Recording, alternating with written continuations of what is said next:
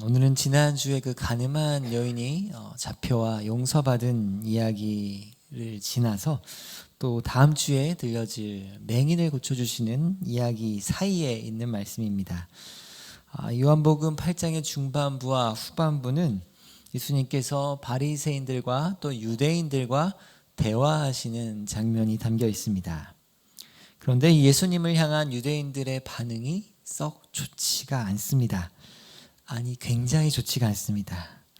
그들의 반응이 어느 정도였냐면 마지막 절에 보시면 예수님을 돌로 치려 했다라고 이렇게 나옵니다. 그래서 이 대화의 분위기가 어떠했는지 가늠해 볼 수 있습니다. 시간 말씀을 통해 예수님께서 바리새인들, 유대인들과 어떤 대화를 나누셨는지, 그리고 예수님은 누구이신지에 관해 살펴보기 원합니다. 첫 번째로 예수님은 세상에 빛으로 오셨습니다. 오늘 본문 12절 보시면 예수님께서는 나는 세상의 빛이니 라고 말씀하셨습니다. 예수님께서는 자신을 가리켜 빛이다 라고 소개하셨습니다. 이것은 무엇을 의미하는 것일까요? 12절 말씀을 자세히 보시면 이 빛이신 예수님이 있을 때의 상황을 설명하고 있습니다. 빛이 있으면 어둠에 다니지 않는다라고 말씀합니다. 반대로 말하자면 빛이신 예수님이 없으면 어떻게 됩니까? 어둠에 다닐 수밖에 없게 되는 것입니다. 어둠에 다닌다는 것은 마치 앞이 보이지 않는 사람처럼 살아간다는 것을 의미합니다. 그래서 9장에 보면 이 앞이 보이지 않은 또 맹인이 등장하는 이유이기도 합니다. 그래서 앞이 보이지 않기 때문에 사물을 제대로 식별하고 분간할 수가 없게 됩니다. 예를 들면 이렇습니다. 어떤 사람이 아주 깜깜한 방 안에 있었습니다. 이 방은 빛이 전혀 없는 칠흑 같은 곳이어서 자신의 손조차 보이지 않는 곳이었습니다.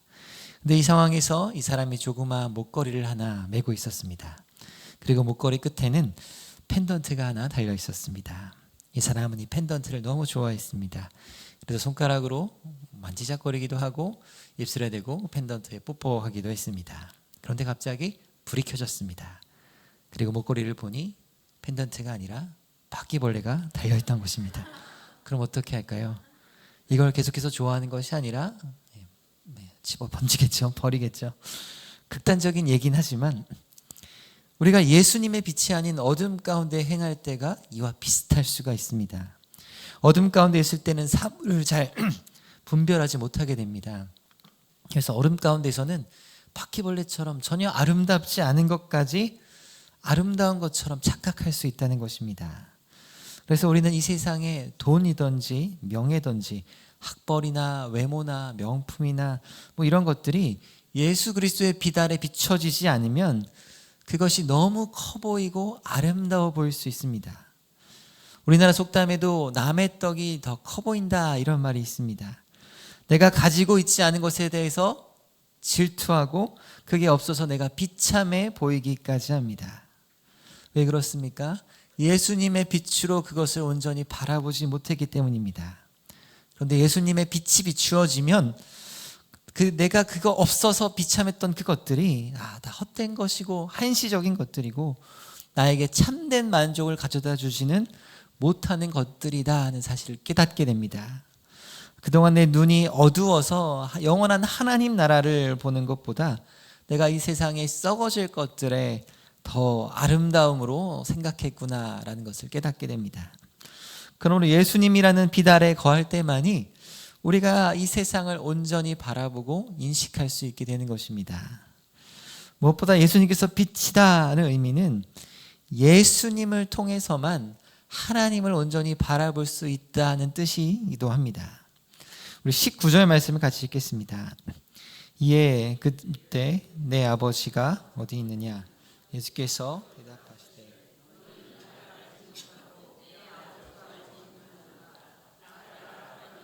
내 아버지도 알았어. 아멘. 나를 알았더라면 내 아버지도 알았으리라 말씀합니다. 바로 예수님을 아는 것이 하나님 아버지를 아는 통로가 됨을 말씀해 주는 것입니다. 요한복음 12장 44절과 45절에도 비슷한 말씀을 하십니다. 나를 믿는 자는 나를 믿는 것이 아니요 나를 보내신 이를 믿는 것이며 나를 보는 자는 나를 보내신 이를 보는 것이라 라고 말씀하십니다. 말씀이 육신이 되어 이 땅에 오신 예수 그리스도를 보는 것이 바로 하나님을 보는 것이다 라고 가르쳐주고 계십니다. 요한일서 1장 1절과 2절 말씀에도 비슷한 말씀이 등장합니다. 태초부터 있는 생명의 말씀에 관하여는 우리가 들은 바요 눈으로 본 바요 자세히 보고 우리의 손으로 만진 바라. 이 생명이 나타내신 바 된지라. 이 영원한 생명을 우리가 보았고 증언하여 너희에게 전하노니 이는 아버지와 함께 계시다가 우리에게 나타내신 바 된 이시니라 라고 증언합니다. 하나님 아버지께서는 아들 예수 그리스도를 보내주셔서 우리가 예수님을 통해 하나님을 보고 만지게 하신 것입니다. 그러므로 사랑하는 제희 가족 여러분, 우리가 하나님을 알려면 예수 그리스도 외에 다른 길은 없습니다.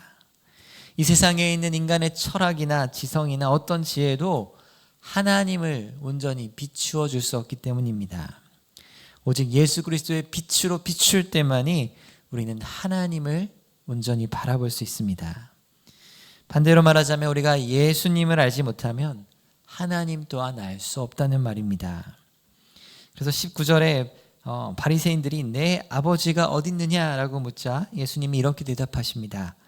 너희는 나를 알지 못하고 내 아버지도 알지 못하는도다. 나를 알았더라면 내 아버지도 알았으리라 말씀합니다. 먼저 예수 그리스도를 알아야지만 하나님 아버지도 알 수 있다고 말씀하십니다. 그러므로 우리가 하나님을 알기 원한다면 빛 대신 그리스도를 알아가시기 바랍니다. 그리스도를 알아갈 뿐만 아니라 그분을 따라가시기 바랍니다. 12절 말씀해 보시면 나는 세상의 빛이니 나를 따르는 자는 어둠에 다니지 아니하고 생명의 빛을 얻으리라 말씀하십니다. 예수님은 이 빛을 바라보라 하지 않고 따라오라 하신 것일까요? 유대인들에게는 이 빛을 따라간다는 것이 그들의 역사 속에서 이미 경험해 본 일이었습니다. 무려 40년 동안이나 경험한 일이었습니다. 바로 그들이 광야 생활에서 따라간 것이 빛, 불 기둥이었기 때문입니다. 이 불 기둥은 추운 광야의 밤 날씨에 따뜻한 히터의 역할뿐만 아니라 빛으로서 어두움을 비추는 역할 또한 감당해 주었습니다. 그래서 그들은 낮에만 이동한 것이 아니라 서늘한 밤에도 이동을 하였는데요. 그때는 깜깜할 때 빛이 있었기 때문에 불기둥을 따라 인도함을 받을 수 있었습니다. 이렇게 그들의 조상들이 광야에서 빛을 따라 걸어왔던 것처럼 예수님께서는 세상의 빛이시기에 예수님을 따라오라라고 말씀하신 것입니다. 이것은 우리도 마찬가지입니다. 성도는 계속해서 빛 대신 그리스도를 따라가는 사람입니다. 만약 우리가 이 빛을 따라가기를 주저한다면, 빛에서 멀어진다면 우리의 영적 눈 또한 어두워지게 될 것입니다. 그러므로 부지런히 빛 대신 주님을 따라가시기 바랍니다. 그리고 우리의 어두운 눈을 그리스도께서 빛으로 밝혀주시기를 기도하시기 바랍니다. 에베소서 1장 17절과 18절에 보면 사도 바울은 에베소 성도들을 위해 기도하고 있습니다. 에베소 성도들은 복음 때문에 많은 핍박을 받았고 경제적인 어려움도 겪었습니다. 그런데 바울은 그들을 위해 기도할 때 그런 어려움을 위해서 기도한 것이 아니라 가장 중요하다고 생각하는 한 가지를 놓고 기도했습니다. 바로 영광의 아버지께서 지혜와 계시의 영을 너에게 주사 하나님을 알게 하시고 너의 마음에 눈을 밝히사 그의 부르심의 소망이 무엇이며 성도 안에서 그 기업의 영광의 풍성함이 무엇인지 알기를 기도하였던 것입니다. 바울은 성도들을 향해 그들에게 가장 중요한 것이 바로 영적인 눈이 예수 그리스도의 빛으로 밝아지는 것임을 알았던 것입니다.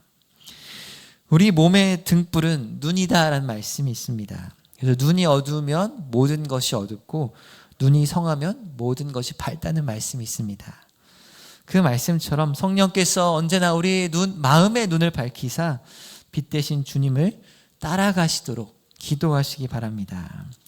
우리 32절 말씀 같이 읽겠습니다. 진리를 알지니 진리가 너희를 아멘. 이 진리가 너희를 자유롭게 하리라.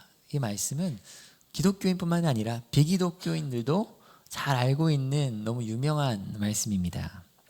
저기 서울 신촌에 가면 제 이름이랑 비슷한 학교 하나가 있는데 연세대라고 있습니다. 물론 제가 나온 학교는 아니고요. 그 학교는 초창기 선교사들이 세운 미션 스쿨로 시작된 것으로 알고 있습니다. 그래서 연세대학교의 건학 정신을 보면 바로 요한복음 8장 32절에서 가져왔다라고 이야기합니다.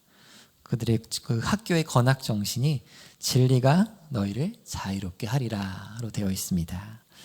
그래서 홈페이지에 가보면 연세대는 진리와 자유로 인류의 가능성을 열어가는 지도자를 양성하겠습니다. 이런 목표와 비전을 소개하고 있습니다. 그래서 이게 굉장히 멋있는 말처럼 보입니다. 그런데 오늘 본문에 보시면 33절에 보시면 이 말을 들은 유대인들의 반응은 우리와 완전히 다르다는 것을 알 수 있습니다. 유대인들은 진리가 너희를 자유롭게 하리라 이 말을 듣고 굉장히 불편하고 불쾌한 감정을 드러냅니다. 33절 말씀을 읽겠습니다. 그들이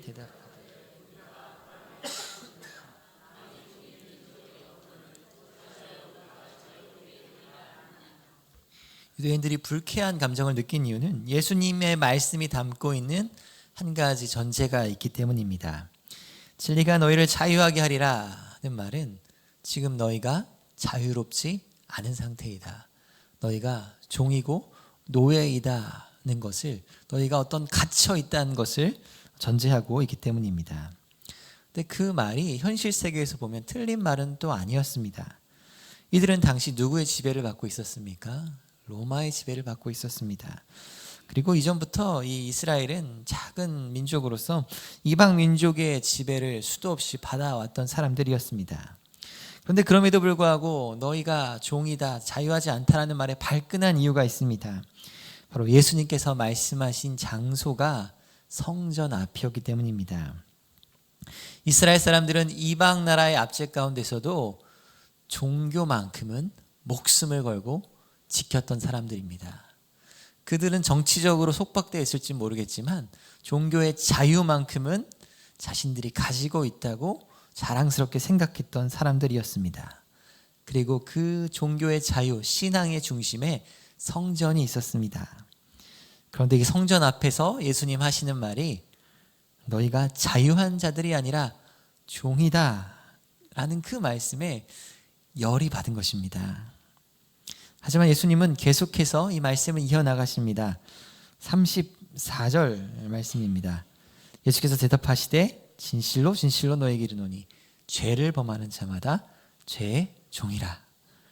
예수님께서는 너희가 왜 자유하지 않은지를 설명하십니다. 그것은 너희가 죄의 종이기 때문이다 라고 말씀하십니다. 너희가 지금 성전에 예배드리러 나왔다고 해서 아브라함의 자손이라고 해서 혈통적으로 그렇다고 해서 죄의 종이 아닌 것이 아니다 하는 것을 말씀하고 계십니다. 왜 그렇습니까? 구원을 얻는 첫걸음은, 믿음의 첫걸음은 바로 하나님 앞에서 내가 죄인이라는 사실을 인정하는 것에서 시작하기 때문입니다. 예수님은 44절에 바리새인들 향해, 유대인들 향해 더 심한 말씀도 하십니다. 너희는 너희 아비 마귀에서 났으니 너희 아비의 욕심대로 너희도 행하고자 하느니라 말씀하십니다. 지금 자신들이 아브라함의 자손이라고 자부심을 갖고 있는, 나는 구원받은 백성이야 라고 생각하는 유대인들에게 아니 너희는 사실 마귀의 자손이야 이렇게 말씀하고 계십니다. 그 근거가 있습니다. 39절과 40절에 보면 유대인들의 행동이었습니다. 너희가 아브라함의 자손이면 아브라함이 행한 일들을 할 것이지만 너희가 아브라함의 자손처럼 행하는 것이 아니라 지금 나를 죽이려고 하니 너희의 아비는 마귀다 라고 말씀하신 것입니다.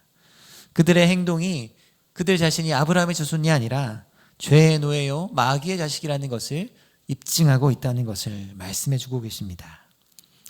하지만 아무리 그래도 지금 성전에 나온 사람들한테, 예배드리러 나온 사람들한테 뭐 마귀의 자식이라니 뭐 죄의 종이라니 이런 말은 좀 너무 거치신 건 아닌가 하는 생각이 살짝 들기도 합니다. 예수님은 이렇게까지 심한 말씀을 하신 것일까요? 우리는 앞서 예수님이 하신 말씀들을 살펴보면 왜 예수님이 이렇게 말씀하시는지를, 그 심정을 가늠할 수가 있습니다. 그 심정은 바로 죽음의 심판 앞에 놓여있는 유대인들에 대한 안타까움 때문입니다. 21절 하반절에 보면 이렇게 말씀하십니다. 너희가 나를 찾다가 너희 죄 가운데 죽겠다. 24절 중반절에 이렇게 말씀합니다. 너희가 죄 가운데 죽으리라 하였노라. 너희가 만일 내가 그인 줄 믿지 아니하면 너희 죄 가운데서 죽으리라 말씀하십니다. 예수님은 지금 죄의 노예요, 죄의 종된 이 사람들 앞에 놓여있는 운명이 죽음이라는 것을 알고 계셨습니다. 그렇기 때문에 너희 앞에 놓이는 것이 죽음과 심판이라는 것을 경고하시면서 말씀하는 것입니다. 그렇기 때문에 이 죽음 앞에 놓여있는 유대인들을 향해 부드럽고 교양 있게 말씀하신 것이 아니라 너희 지금 큰일 났다 라고 말씀하고 있는 것입니다. 그렇다면 이들이 죄의 종이다라는 것이 구체적으로 무엇을 의미하는 것일까요? 이 죄의 종이다라는 것은 사람의 마음 안에 의를 갈망하는 마음조차 없고 설사 선을 행하기 원하는 마음이 있다 할지라도 선을 행할 능력이 없다는 것을 의미합니다. 그리고 만약 선을 행할 능력이 있다 할지라도 우리는 하나님 보시기에 완벽하게 선을 행할 수 없는 존재입니다. 그래서 본문의 유대인들은 물론 우리 역시 죄 앞에서는 총체적인 노예 상태이다라고 성경은 증거하고 있습니다. 그래서 예수님은 유대인들을 향해 너희가 죄의 종이구나, 진리를 알지니 진리가 너희를 자유하게 할 것이다 라고 복음을 전해주고 계신 것입니다. 36절 말씀 같이 읽겠습니다. 그러므로 아들이 너희를 자유롭게 하면. 아멘. 세 번째로 예수님만이 우리를 죄의 종으로부터 자유케 하시는 분이십니다. 말씀해 보면 우리를 죄의 종으로부터 자유롭게 하시는 분은 바로 아들 예수 그리스도이십니다. 우리가 어떻게 예수님을 통해 죄의 종으로부터 해방될 수 있습니까? 아들이신 예수님께서 우리를 대신하여서 마치 그분이 죄의 종인 것처럼 십자가에서 못 박혀 죽으셨고 부활하셨기 때문입니다. 그러므로 그리스도 안에 있는 자들은 결코 정죄함이 없습니다. 우리가 받아야 될 그 정죄를 예수 그리스도께서 다 받으셨기 때문입니다. 그래서 예수 그리스도 안에 있는 사람들은 진정으로 하나님 앞에서 죄에 대한 책임이 없고 또 사단의 참소로부터 자유하다는 것입니다. 또 그리스도 안에 있는 자들은 예수님께서 행하신 완전한 그 순종이 우리의 것이 되게 하십니다. 예수님은 그분이 행하신 모든 의로운 일들을 우리의 것으로 만들어 주셨고 우리를 그리스도 안에서 의인 삼아 주셨습니다. 그러므로 예수 그리스도 안에 있는 자들은 더 이상 죄의 종의 신분이 아니라 새 피조물이요 의의 종으로 거듭나는 것입니다. 그래서 예수님 안에 있는 사람은 의의 종이라는 새로운 신분과 또 새로운 성향의 영향을 받으며 살아갑니다. 성경이 말하는 진정한 자유는 그래서 죄의 종으로 벗어나는 것으로만 끝나지 않습니다. 이제 의의 종으로 살아가는 것까지를 포함합니다. 하나님께서 말씀하신 계명 아래서 살아갈 때 우리는 비로소 참된 자유를 누리며 살아가게 되는 것입니다. 그래서 하나님의 자녀로 살아가는 사람의 특징이 무엇입니까? 바로 이 말씀을 따라 살아가는 것입니다. 47절 말씀을 같이 읽겠습니다. 하나님의 속한 자는 하나님의 말씀을 듣나니 너희가 듣지 아니함은 하나님께 속하지 아니하였음이로다. 아멘. 하나님께 속한 자는 어떻게 합니까? 말씀을 듣습니다. 요한복음 10장 27절에 내 양은 내 음성을 들으며 나는 그들을 알며 그들은 나를 따른다 라고 말씀하신 것처럼 하나님께 속한 자는 말씀을 들을 뿐만 아니라 말씀을 따르고 또 말씀을 들을 때 기뻐합니다. 설사 그 말씀이 내 죄를 지적하는 그런 말씀이라 할지라도 기뻐할 수 있습니다. 왜냐하면 말씀을 통해 내 죄를 발견한 것으로 끝나는 것이 아니라 이 죄의 문제를 해결해 주신 예수 그리스도를 바라보게 되기 때문입니다. 또 42절 말씀에 보면 하나님의 너의 아버지였으면 너희가 나를 사랑하였으리니 라고 말씀하십니다. 그래서 하나님께 속한 사람의 또 하나의 특징은 예수님을 사랑한다는 것입니다. 그래서 예수님을 사랑하는 사람은 사람들을 만나면 종종 그 예수님에 대해, 사랑하는 예수님에 대해 이야기합니다. 사람은 그 마음에 있는 관심사를 말하게 되어 있습니다. 얼마 전에 있던 일입니다. 주변에 아는 한 분이 노트북을 사려고 고민한다는 이야기를 들었습니다. 노트북이 오래돼서 하나 장만하려고 하는데 LG 노트북을 사려고 한다는 것입니다. 그때 곁에 있는 제가 이야기를 듣고 LG 노트북 사지 마시고 그것도 좋지만 이 애플에서 나온 맥북을 사라고 강력히 권유를 드렸습니다. 제가 그동안 윈도우를 쓰는 노트북을 쓰다가 이번에 애플에서 나온 컴퓨터를 써봤는데 이게 너무 좋았던 것이어서 그래서 굉장히 추천을 해주었습니다. 근데 더 재밌는 것은 저만 그런 것이 아니라 주변에 있던 모든 사람들이 그것도 좋지만 그거 말고 맥북을 사라고 하시면서 어떤 분은 쿠팡에 들어가서 가격까지 막 이렇게 알아보는 친절함을 보여주셨습니다. 그러면서 왜 이게 줘서 좋은지, 또 사면은 몇 인치를 사는 것이 좋은지 막 이런 이야기로 본인들이 사는 것도 아닌데 신나서 이야기를 나누었습니다. 왜 저를 비롯한 다른 분들은 그 회사에서 이 노트북을 홍보하라고 시킨 것도 아닌데 왜 이렇게 신나서 이야기한 것일까요? 그것을 좋아하기 때문입니다. 마치 임영웅을 좋아하는 사람이 누굴 만나도 임영웅 얘기만 하는 것과 비슷합니다. 또 축구를 좋아하는 사람은 누굴 만나도 축구 이야기하는 것을 즐거워합니다. 전도도 마찬가지입니다. 전도가 뭐 어렵고 대단한 것이기보다는 내가 사랑하는 그 예수님, 내가 좋아하는 예수님을 나누고 이야기하는 것이 바로 전도라 할 수 있습니다. 마치 내가 어제 발견한 맛집이 있는데 너무 그것을 알려주고 싶은 그런 마음과 비슷합니다. 전도는 어떤 대단한 논리나 변증 실력이 있어야만 할 수 있는 것이 아닙니다. 내가 경험한 예수님, 내가 누리고 받은 기쁨들을 나누는 것이 전도라고 할 수 있습니다. 다시 말해 마음에 예수님이 흘러 넘치면 자연스럽게 예수님이 흘러나오게 되는 것, 그것이 또 전도의 또 중요한 본질적 측면이라 할 수 있습니다. 그런데 이것은 꼭 전도할 때뿐만 아니라 교회에서 이루어지는 어떤 구역 모임이나 교제에서도 마찬가지입니다. 우리는 성도의 교제를 통해 예수님 이야기, 복음 이야기를 나눠야 합니다. 물론 다른 세상 이야기를 하면서 교제하는 것도 즐거운 측면이 있습니다. 하지만 성도의 교제 가운데 예수님 이야기하지 않은 채, 복음 이야기를 하지 않은 채 드라마 이야기만 하고 부동산 이야기하고 임영웅 이야기만 한다면, 자꾸 임영웅 이야기해서 죄송합니다. 근데 그 시간은 결국 즐거웠지만 집에 돌아가서는 허무함만 남게 될 것입니다. 우리를 진정으로 만족하게 하는 영원한 복음에 대해 나눈 것은 아니었기 때문입니다. 그러므로 사랑하는 제2가족 여러분, 우리가 어떻게 그러면 마음에 예수님으로 가득 채울 수 있을까요? 어떻게 예수님으로 흘러 넘칠 수 있을까요? 그 비결은 바로 예수님 안에 충만하게 거하는 것입니다. 31절 하반절에 보면 너희가 내 말에 거하면 참으로 내 제자가 된다 말씀하십니다. 다시 말해 예수님의 말씀이 내 마음에 거하고 내가 예수님 안에 거하게 될 때, 포도나무와 가지처럼 예수님께 붙어 있을 때 우리의 마음은 복음으로 점차 채워지게 될 것입니다. 그러므로 예수님 안에 거하시기 바랍니다. 날마다 지금 예수님 앞에 나아가시기 바랍니다.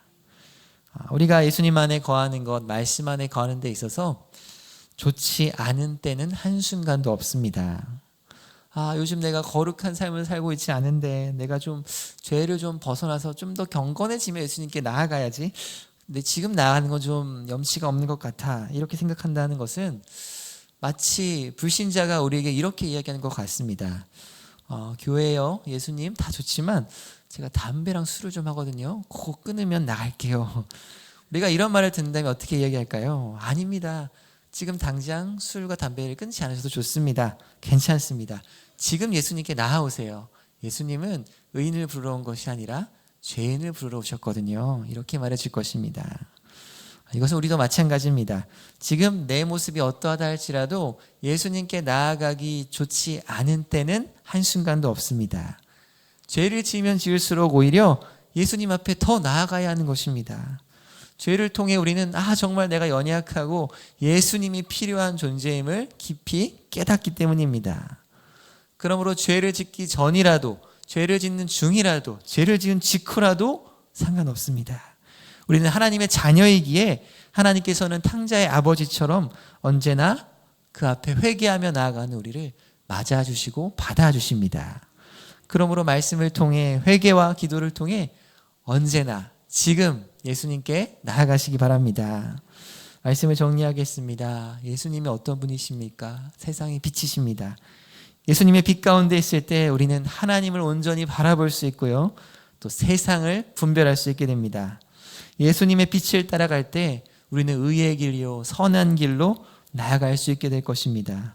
그러므로 예수님께서 성령께서 우리의 눈을 밝히셔서 예수 그리스도를 바라보고 따라갈 수 있기를 간구하시고 기도하시기 바랍니다.